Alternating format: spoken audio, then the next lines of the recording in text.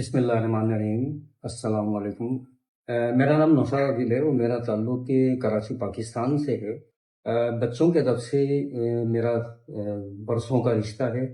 اور اس سلسلے میں بہت سا کچھ لکھنا بھی ہوا اور کچھ بچوں کے ادب کے کچھ دیگر کاموں میں بھی اور سرگرمیوں میں بھی حصہ لیتا رہا۔ پھر یہ بھی سوچا کہ کوئی ایک ایسی چیز بھی ہونا چاہیے کہ جو ہم مطلب ویڈیوز وغیرہ اپنی اپلوڈ کریں، بچوں کے ادب کی جو باتیں ہیں، جو ریکارڈز ہیں، جو ناولز ہیں، لوگوں کو وہ پہنچیں، کتابیں، کہانیاں، اور کیا ہو رہا ہے بچوں کے ادب میں، یہ سب چیزوں کو میں نے سوچا کہ ویڈیو کی شکل کے اندر یوٹیوب چینل پہ ڈالیں، کیونکہ کہانیوں کے یوٹیوب چینلز تو بہت ہیں کہ اگر ہم سرچ کرتے ہیں کہ جی بچوں کی کہانیاں، تو وہ بہت سے چینل آ جاتے ہیں کہ جو کہانیاں سنا رہے ہوتے ہیں، بہت سے اینیمیشن ہوتے ہیں، لیکن ایسا کوئی چینل نہیں تھا کہ جس کے تھرو پتہ چلے کہ بچوں کے ادب میں کیا ہوتا ہے، کون کون لوگ ہیں جو لکھتے ہیں کہانیاں، ان کی خود کی کہانیاں کیا ہیں، انہوں نے کس طرح سے سروائیو کیا اور کتنے عرصے سے وہ اس فیلڈ سے منسلک ہیں، لکھ رہے ہیں۔ تو ہم نے اپنے یہ جب یوٹیوب چینل شروع کیا تو پاکستان میں جتنے بھی ہمارے لکھنے والے ہیں، بہت سے کوشش کی اور بہت سے بھی آ رہے ہیں، کچھ ویڈیوز ہماری اپلوڈ ہو چکی ہیں، بہت سی بھی ہونا باقی ہیں، بہت سے لوگ ابھی پائپ لائن میں ہیں جو یہ کام کر رہے ہیں۔ اچھا، کافی تقریباً 6-7 سال پہلے انڈیا سے، ہندوستان سے ہمارے دوست فاروق سید بھائی آئے، جو کہ وہاں پر گل بوٹے کے نام سے رسالہ نکالا کرتے تھے، انہوں نے بہت سی ہمیں باتیں بتائیں، ان کے اعزاز میں ہم نے ایک چھوٹی سی تقریب بھی رکھی۔ اب جب یہ چینل ہوا تو میں نے سوچا کیوں نہ فاروق بھائی سے بھی رابطے کیا جائے، تو وہاں کے ہمیں معلوم ہو کہ ہندوستان میں بچوں کے ادب کی صورتحال کیا ہے۔ تو فاروق بھائی نے، جب میں نے ان سے رابطہ کیا، انہوں نے فوراً اس خوشی کا اظہار کیا، یار یہ بہت اچھی چیز ہے، ہمیں یہ چیز ایک پلیٹ فارم ہے ایسا، تو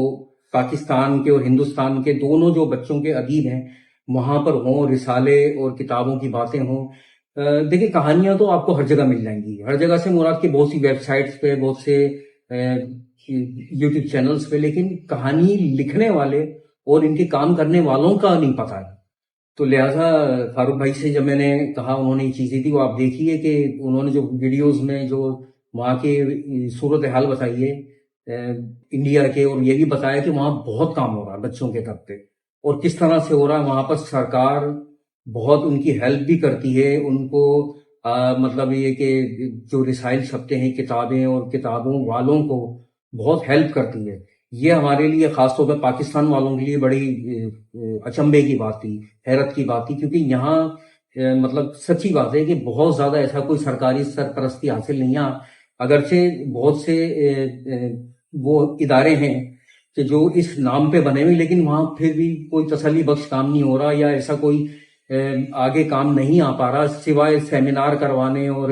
2-4 روزہ کیمپ کروانے کے علاوہ، جو کہ یہ کوئی اس کا کوئی آؤٹ پٹ نہیں ہے، کوئی ایسا کام یعنی کہ اس کا فائدہ نہیں ہو پاتا، سوائے 2-4 دن تالیاں بجتی ہیں اور اس کے بعد وہ سب کچھ ختم ہو جاتا ہے۔ ایسے ٹھوس کام جن کی ضرورت ہے اور جو بچوں کے ادب و ادیب اور کتاب کے لیے جو کام ہونا چاہیے وہ نہیں ہو پا رہا، یہ بالکل سچ بات ہے، کیونکہ مجھے خود اس فیلڈ سے منسلک ہوئے کم از کم 28-30 سال سے میں اس فیلڈ میں ہوں، تو میں بھی دیکھ رہا ہوں بے شمار تقریبات میں، بے شمار کیمپ میں گیا، لیکن وہاں سے کچھ لے کر نہیں آیا میں، سچی بات، کیونکہ جو کچھ میں نے کیا وہ جو شاید مجھ میں تھا، جو ایک قدرتی طرف سے تھا، اوپر والے کی طرف سے تھا کہ جی یہ میں لکھنے کا چھوٹا موٹا میں مجھے جو تھا میں وہی کرتا رہا، مجھے وہاں سے کچھ نہیں ہوا۔ ہونا یہ چاہیے کہ ان اداروں کے تحت ہر سال کتابیں چھپیں، سب سے ٹھوس کام اس کے علاوہ مجھے تو کوئی نظر نہیں آتا، کتابیں نہیں چھپتی ہیں،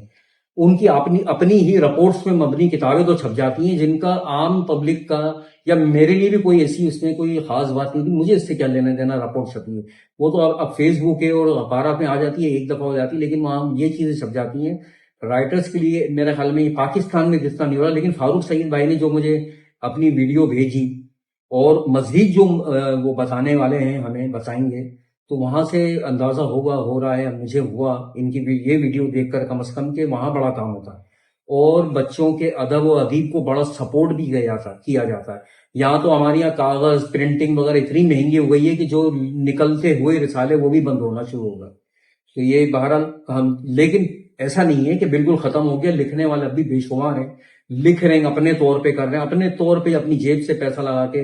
किताबें छपवाते हैं अपनी। यहाँ ये सूरत हाल है, जबकि ऐसी नहीं होना चाहिए। राइटर एक माशरे का एक बहुत मोतबर और मोअज़्ज़िज़ एक तबका है और एक फर्द होता है, और उन सबसे मिलके वो बड़ा एजुकेट करता है नई नस्ल को अपनी कहानियों के जरिए। तो फारूक भाई ने ये भेजी है, पहली वीडियो है उनकी ये, और ये तसलसल है, इसके 2-3 हिस्से आप देखेंगे, लेकिन इंशाअल्लाह ताला ये सिलसिला जारी रहेगा। बल्कि मैं तो ये फारूक भाई से मैंने गुजारिश की है कि वहाँ हिंदुस्तान में जो बच्चों के अदीब हैं बहुत से, जो बहुत अच्छा लिख रहे हैं, और जो वहाँ के कई रिसाले जो बच्चों के निकल रहे हैं, उनके एडिटर्स हैं, उनकी भी वीडियोस हमें भेजें, ताकि ये एक ऐसा प्लेटफॉर्म हो कि जहां हमारा पाकिस्तान और हिंदुस्तान दोनों राइटर्स हों, और ताकि हमें एक दूसरे के अदब के हालात का पता चलता रहे कि वहां क्या काम हो रहा है, हमारे यहाँ क्या हो रहा है, वहां क्या कुछ नहीं हो रहा जो हमारे यहाँ हो रहा है, और जो हमारे यहाँ नहीं हो रहा वहां हो रहा है। ये चीजें हमें पता होना चाहिए, शायद ही हमारी आवाज आगे तक भी पहुंचे और यहाँ भी कुछ ऐसा काम हो कि जो कि हिंदुस्तान में हो रहा है। ये खुशी की बात है। देखिए, बच्चों का अदब का काम कहीं भी हो रहा हो, अच्छी मेरे लिए भी खुशी की बात है कि चलें, बच्चे तो बच्चे होते हैं, और लिखने वाले तो राइटर तो हर जगह के राइटर ही होते हैं। वो अपनी सोच के इंसान होते हैं, अपनी सोचों को कलम के जरिए वो किताबों में मुंतकिल कर रहे होते हैं और आगे अगली नस्ल को पहुंचा रहे होते हैं।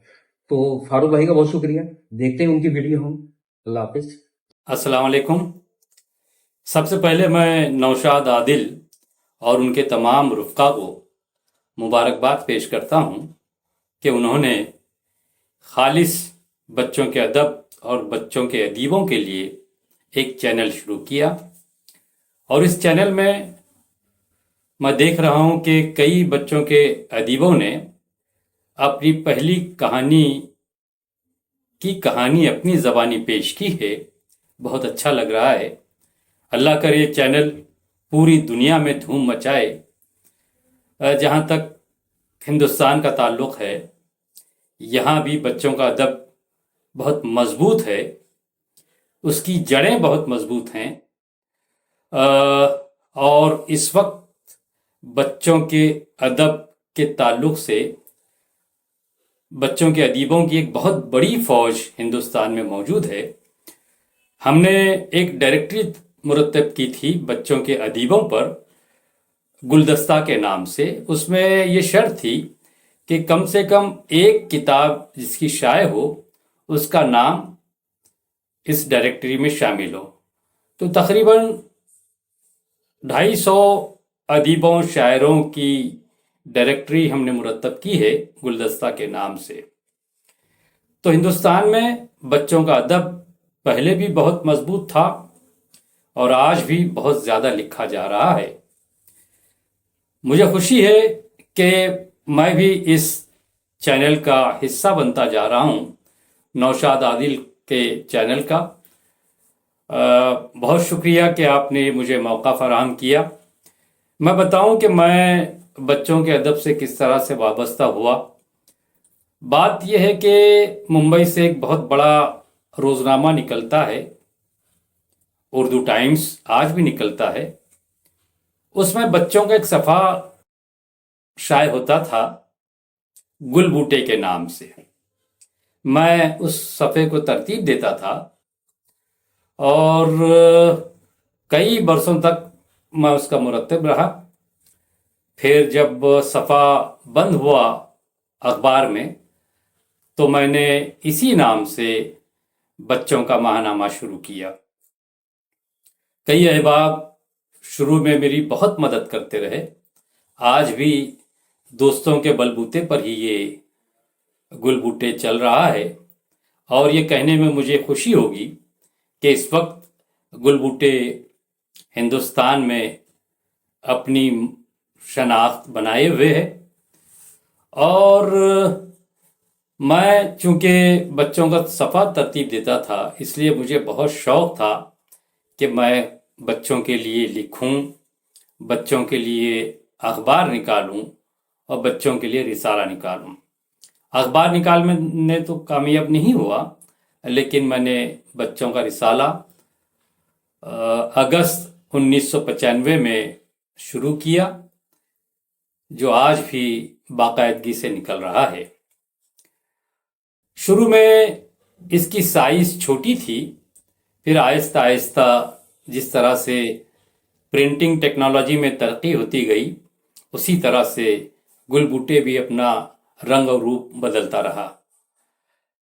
اس وقت مجھے یہ بات بھی یاد آ رہی ہے کہ یہاں پر ہندوستان میں مکتبہ جامعہ لمیٹڈ ایک ادارہ ہے جس کی کئی شاخیں ملک بھر میں ہیں، جو بہت معیاری کتابیں شائع کرتا ہے۔ اسی کے ذریعے ایک رسالہ غالباً 1965 میں شروع ہوا تھا، یا اس سے پہلے، تاریخ مجھے یاد نہیں ہے، لیکن اس وقت ہندوستان میں سب سے پرانا رسالہ، بچوں کا رسالہ پیام تعلیم ہے، جو مکتبہ جامعہ لمیٹڈ کی طرف سے شائع ہوتا ہے، آج بھی ہوتا ہے اور ملک بھر میں پہنچتا ہے۔ تو میں مکتبہ جامعہ لمیٹڈ میں ممبئی برانچ میں سیلزمین کی حیثیت سے کام کرتا تھا، تو اس وقت وہاں پیام تعلیم بڑی تعداد میں پہنچتا تھا، اور میں اس پیام تعلیم کو بچوں تک پہنچانے میں فخر محسوس کرتا تھا۔ اور یہاں پر ممبئی میں ممبئی میونسپل کارپوریشن، جسے آپ بلدیہ کہتے ہیں، اس کا جو ایجوکیشن ڈپارٹمنٹ ہے وہ بھی بچوں کے کتابوں کو، رسالوں کو بڑی تعداد میں اس وقت بھی خریدتا تھا، آج بھی خریدتا ہے۔ جیسے میں بات کر رہا ہوں سن 1991-92 کی، اس وقت ممبئی میونسپل کارپوریشن میں پیام تعلیم تقریباً 250 کی تعداد میں ہر مہینہ لیا جاتا تھا۔